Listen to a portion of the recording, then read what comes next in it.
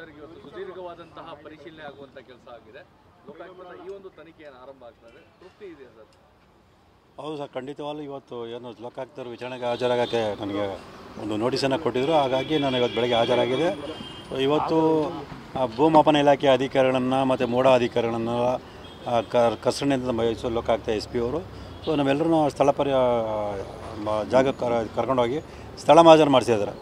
ಅಲ್ಲಿ ಸ್ಥಳದಲ್ಲಿ ಒಂದು ಜಮೀನಿನ ಅಳತೆಯನ್ನು ಮಾಡಿಸಿ ಅದರಲ್ಲಿ ಏನು ನಿವೇಶನಗಳಿದೆಯಾ, ಏನೇನು ಅಲ್ಲಿ ಇದಿದೆ ಅಂತೇಳಿ ಎಲ್ಲ ಪರಿಶೀಲನೆ ಮಾಡಿದರೆ ಮಾಜಾರು ಮಾಡಿದ್ದಾರೆ. ಮಾಜಾರು ಮಾಡಿದಂಥ ಸಂದರ್ಭದಲ್ಲಿ ಏನು ಸಿದ್ದರಾಮಯ್ಯ ಪತ್ನಿ ಶ್ರೀಮತಿ ಪಾರ್ವತಿಯವರು ಖರೀದಿ ಮಾಡಿದ್ದಾರೆ 4 ಎಕರೆ ಅಲ್ಲ, ಅವರು ದಾನಪತ್ರ ಮೂಲಕ ಇದು ಮಾಡಿದ್ದಾರೆ.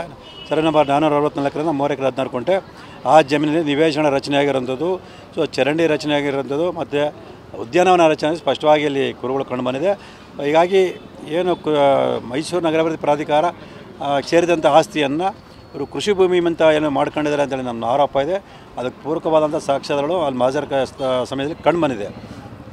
ಈಗ ಇದಾದ ನಂತರ ಈಗ ಮೈಸೂರು ಲೋಕಾಯುಕ್ತ SP ಅವರು ತಹಸೀಲ್ದಾರ್ ಕಚೇರಿಗೆ ಹೋಗಿದ್ದಾರೆ. ಅಲ್ಲಿ ದಾಖಲೆ ಸಂಗ್ರಹ ಮಾಡುವಂಥ ಒಂದು ಕಾರ್ಯಕ್ರಮ ಇಟ್ಕೊಂಡಂಥ ಮಾಹಿತಿ ಬಂದಿದೆ.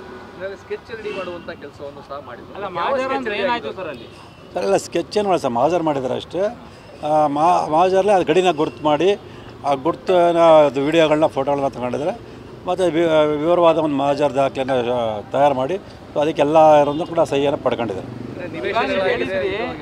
ಅಲ್ಲೇ ಆ ಭೂಮಿಯಲ್ಲಿ ಎಷ್ಟು ನಿವೇಶನ ರಚನೆ ಆಗಿದೆ, ಆ ಉದ್ಯಾನವನಕ್ಕೆ ಎಷ್ಟು ಜಮೀನನ್ನು ಮೀಸಲಾಗಿಡಲಾಗಿತ್ತು, ಮತ್ತು ರಸ್ತೆಗೆ ಎಷ್ಟು ಇದನ್ನು ಬಳಸ್ಕೊಳ್ಳಲಾಗಿದೆ, ಎಲ್ಲ ವಿವರವನ್ನು ಮಾಜರ್ಲಿ ನಮೂದು ಮಾಡಿರ್ತಾರೆ.